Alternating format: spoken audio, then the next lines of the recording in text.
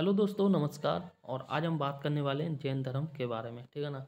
और जैसा कि आपको पता है कि आर ओ के पॉइंट ऑफ व्यू से ये वीडियो बनाई जा रही है और ये वीडियो बहुत ही ज़्यादा इम्पोर्टेंट है। प्लीज़ ये वीडियो देखें।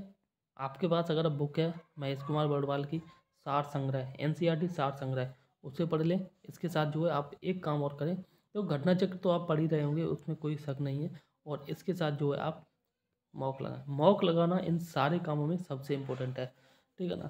तो अगर आप कुछ भी ना कर पाते हैं ना, तो केवल एक काम करें, वो प्रैक्टिस सेट लेके आए मार्केट से, ठीक है ना। मॉक लगाएं, बस इससे ज़्यादा कुछ भी ना करने की ज़रूरत है, खुद से लगाएं।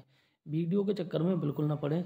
और यूट्यूब पे पूरे दिन में 3 से 4 घंटा ही दें यूट्यूब, इससे ज़्यादा ना दें। और मैं तो कहूँगा कि आप 2 से 3 घंटा ही दें, इससे ज़्यादा यूट्यूब पे टाइम देने की ज़रूरत नहीं है।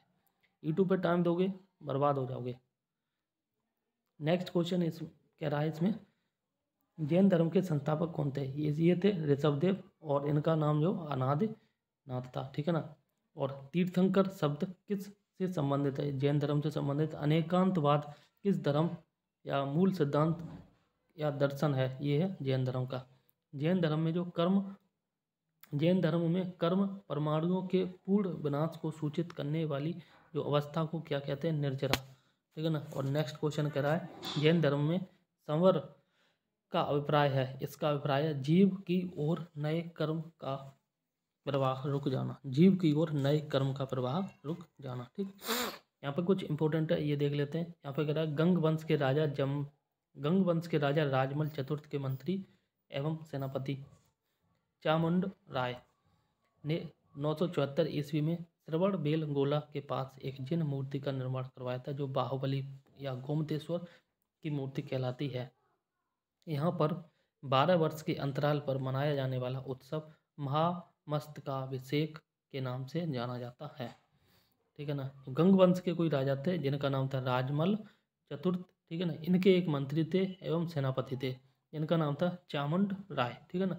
इन्होंने जो है 974 ईस्वी में जो है एक मंदिर का निर्माण कराया था श्रवण बेलगोला के पास, ठीक है। और जहाँ पे जिन मूर्ति का निर्माण कराया था, जो बाहुबली या गोमतेश्वर की मूर्ति कहलाती है। और यहाँ पर जो है प्रत्येक 12 साल बाद के बाद जो है महामस्तकाभिषेक के नाम से एक उत्सव लगता है और ये कहलाता है, ठीक है ना। तो त्रिरत्न सिद्धांत त्रिरत्न जो है जैन धर्म से संबंधित है। त्रिरत्न में आता है सम्यक दर्शन, सम्यक आचरण और सम्यक ज्ञान, ठीक है ना। त्रिरत्न जैन धर्म से संबंधित है। इसमें 3 आचरण आते हैं, सम्यक दर्शन, सम्यक आचरण, सम्यक ज्ञान, और ये जैन धर्म से संबंधित है। आजीवक संप्रदाय के संस्थापक थे। आजीवक संप्रदाय के जो संस्थापक थे, इनका नाम है मक्खली गोसाल, ठीक है ना। अब आगे बात करते हैं। इसमें कह रहा है, अणु व्रत सिद्धांत किस धर्म से संबंधित है? ये जैन धर्म से संबंधित है। यापनीय जो है किस का संप्रदाय था? ये था जैन धर्म का संप्रदाय। और आगे कह रहा है, प्रारंभिक जैन साहित्य किस भाषा में लिखे गए थे? ये लिखे गए थे अर्ध मगधी में, ठीक है। नेक्स्ट क्वेश्चन कह रहा है, और ये कह रहा है, पार्श्वनाथ से संबद्ध होने के कारण कौन सा स्थल जैन धर्म क्षेत्र या जैन सिद्ध क्षेत्र माना जाता है? ये है समेत शिखर। और नेक्स्ट कह रहा है कि जैन संप्रदाय में प्रथम विभाजन के पश्चात जो है निर्मित श्वेतांबर संप्रदाय के संस्थापक कौन थे? ये थे सासे श्वेतांबर और सासे स्थूलभद्र, ठीक है ना। इसी प्रकार से आप याद कर लेना। और नेक्स्ट क्वेश्चन कह रहा है कि किस जैन संगीत में जो है अंतिम रूप से श्वेतांबर आगम का संपादन हुआ था? ये प्रथम जैन संगीत में हुआ था, और प्रथम जैन संगीत जो है पाटलिपुत्र में हुआ था, ठीक है ना।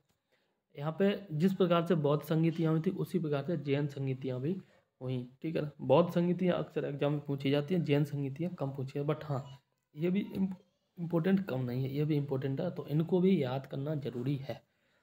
प्रथम बौद्ध संगीति जो है 300 ईस्वी पूर्व में हुई थी, और द्वितीय बौद्ध संगीति 512 ईस्वी पूर्व में हुई थी। प्रथम जो बौद्ध संगीति हुई थी पाटलिपुत्र में हुई थी। पाटलिपुत्र कहाँ पे? बिहार में, ठीक है ना। और आज की डेट में पटना। और द्वितीय बौद्ध संगीति वल्लभी में हुई थी, ये कहाँ पे? गुजरात में। प्रथम बौद्ध संगीत के अध्यक्ष थे स्थूलभद्र, और द्वितीय बौद्ध संगीत के जो अध्यक्ष थे ये थे क्षमा श्रवण। इसको याद कैसे करना है, ठीक है ना। प्रथम द्वितीय सबसे इम्पोर्टेंट है ये स्थान। तो पी के बाद वी। पी की अगर रीजनिंग के पॉइंट ऑफ व्यू से बात करें तो पी की वैल्यू होती है 16 और बी की वैल्यू होती है 22, ठीक है ना। प्रथम पहले हुई, ठीक है ना, और द्वितीय जो है बाद में हुई। इसको ऐसे भी याद करते हैं, पा से प्रथम पा से पाटलिपुत्र, ठीक है ना, पा से प्रथम पा से पाटलिपुत्र। तो प्रथम हुई पाटलिपुत्र में, बाद में हुई वैशाली, सॉरी वल्लभी में। प्रथम हुई पाटलिपुत्र, बाद में हुई वल्लभी, ठीक है ना।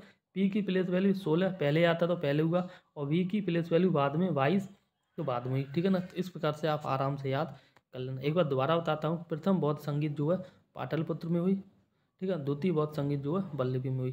पी की प्लेस वैल्यू 16 और वल्लभी की प्लेस वैल्यू वी की वैल्यू है प्लेस वैल्यू है 22, ठीक है ना। तो 16 पहले आता है, 22 बाद में आता है। तो पहले जो 16 आता है पाटलिपुत्र में, और बाद में वल्लभी आता है वी 22, ठीक है, जो बाद में हुई। पाटलिपुत्र पटना बिहार में है, वल्लभी जो है गुजरात में है। स्थूलभद्र और इसके क्षमा सरवण अध्यक्ष थे। प्रथम वाले के स्थूलभद्र थे और द्वितीय वाले के जो थे ये क्षमा सरवण थे। अगर हम समय की बात करें तो समय के में यहाँ देख सकते हैं 300 ईस्वी पूर्व और फिर 512 ईस्वी पूर्व, ठीक है ना।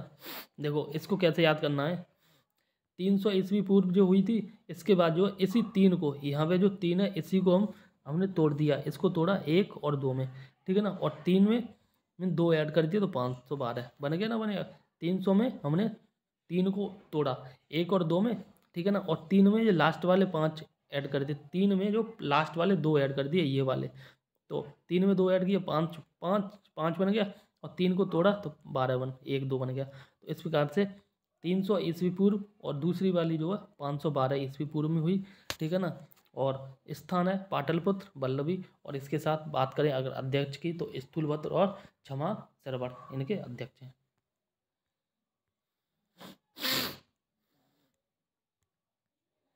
यहाँ पे नेक्स्ट क्वेश्चन कह रहा है, और ये कह रहा है कि जैन तीर्थंकरों के क्रम में जो है अंतिम में कौन था। ये अंतिम में महावीर स्वामी थे। महावीर स्वामी जो 24वें तीर्थंकर थे।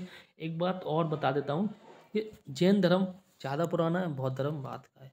जैन धर्म के 24वें तीर्थंकर का जन्म हुआ था, उसी समय जो है भगवान बुद्ध का जन्म हुआ था, ठीक है ना, उन्हीं के समकालीन।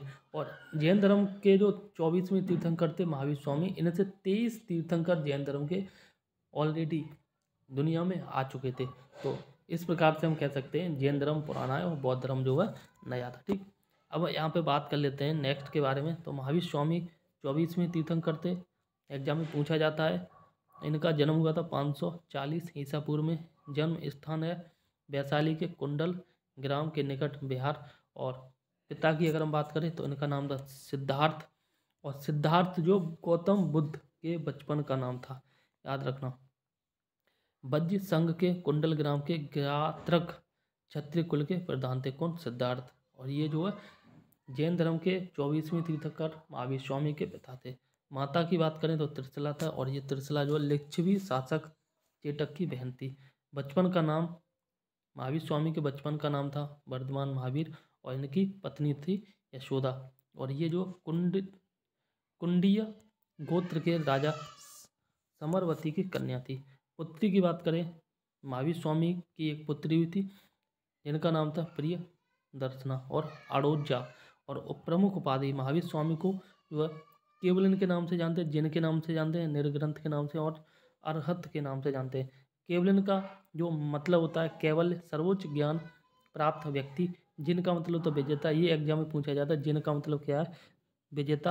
और निर्ग्रंथ का मतलब है बंधन रहित, और अरहत का मतलब होता है पूज्य, ठीक है ना। इनमें सबसे इंपॉर्टेंट है कि जिन का मतलब क्या है, जिन का मतलब होता है विजेता। यहाँ पे आगे क्या है, निर्वाण प्राप्ति। इनकी जो निर्वाण प्राप्ति या कह सकते हैं शरीर छोड़ा, तो ये जो है इन्होंने पावापुरी में शरीर छोड़ा था। राजगिरा कहाँ पे, बिहार में, ठीक है ना। 72 वर्ष की आयु में जो है 468 ईस्वी में सस्तीपाल, 468 ईस्वी पूर्व में होगा, ठीक है ना। सस्तीपाल के यहाँ मल्ल गणराज्य के प्रधान का शासित क्षेत्र था, वहाँ पे इन्होंने अपना शरीर छोड़ा था। अब आगे यहाँ पे बात कर रहा है, और ये कह रहा है कि स्यादवाद का सिद्धांत जो है, स्यादवाद का सिद्धांत किसी से संबंधित है। तो स्यादवाद का सिद्धांत जो है जैन धर्म से संबंधित है। और वहीं उत्तर प्रदेश में स्थित कौन सा स्थान जो बौद्ध धर्म एवं जैन धर्मों का एक दोनों प्रसिद्ध स्थल तीर्थ है। ये कौशाम्बी, मतलब एक क्वेश्चन है उत्तर प्रदेश में जिसका नाम है कौशाम्बी। और कौशाम्बी जो जैन धर्म और बौद्ध धर्म दोनों के लिए प्रसिद्ध स्थल है, प्रसिद्ध धार्मिक स्थल है, प्रसिद्ध पवित्र स्थल है। और 16 महान जनपदों का उल्लेख जो किस जैन रचना में मिलता है, ये भगवती सूत्र में मिलता है। वहीं बात करें बराबर की गुफाओं का जो निर्मित किस लिए निर्मित नहीं है, निर्माण किस लिए किया जाता था, यहाँ पे जो आजीविकों के आवास के लिए किया जाता था, ठीक है ना। और आजीवक कौन थे, ये जैन धर्म के अनुयायी थे, ठीक है ना। आगे हम बात की जा रही है पार्श्वनाथ के द्वारा प्रतिपादित 4 महाव्रतों में महावीर स्वामी ने 5वें महाव्रत के रूप में क्या जोड़ा था, तो ये जोड़ा था ब्रह्मचर्य, ठीक है ना। नेक्स्ट यहाँ पे कह रहा है कि महावीर स्वामी ने अहिंसा सत्य अस्तेय, अहिंसा सत्य अस्तेय, चोरी न करना और अपरग्रह, संपत्ति अर्जित न करना एवं ब्रह्मचर्य 5 महाव्रत की शिक्षा दी थी। महावीर स्वामी ने 5 महाव्रत की शिक्षा दी थी, जिसमें 5 महाव्रतों में उन्होंने बताया था अहिंसा, हिंसा नहीं करनी है, जीवों को मारना नहीं है, सत्य सत्य बोलना है, अस्तेय मतलब चोरी करना, अपरग्रह संपत्ति का अर्जन नहीं करना मतलब कमा कमा के रखना नहीं है, कमाओ और खर्च करो, कमाओ खर्च करो, और ब्रह्मचर्य का पालन करना है। 5 महाव्रत की शिक्षा दी थी। नेक्स्ट यहाँ पे कह रहा है, और इसमें कह रहा है जैन ग्रंथ में कल्प सूत्र के रचयिता कौन थे, ये थे भद्रबाहु। और जैन मूर्ति पूजा, जैन मूर्ति पूजा का प्राचीनतम जो है प्रमाणिक अभिलेख कहाँ मिलता है, ये मिलता है हाथी गुफा अभिलेख से, ठीक है ना। तो जैन धर्म का यहाँ पे कह रहा है, और ये कह रहा है कि जैन संप्रदाय में विभाजन के पश्चात स्थूलभद्र के अनुयायी जो है श्वेतांबर बने, जबकि भद्रभाव जो है दिगंबर कहलाए। कहने का मतलब जैन धर्म जो है बाद में 2 भागों में टूट गया था, जिस प्रकार से बौद्ध धर्म 2 भागों में टूटा था। तो जैन धर्म श्वेतांबर के जो प्रमुख थे स्थूलभद्र थे, और वहीं बात करें दिगंबर के प्रमुख जो थे ये थे भद्रबाहु। इंपॉर्टेंट क्वेश्चन है।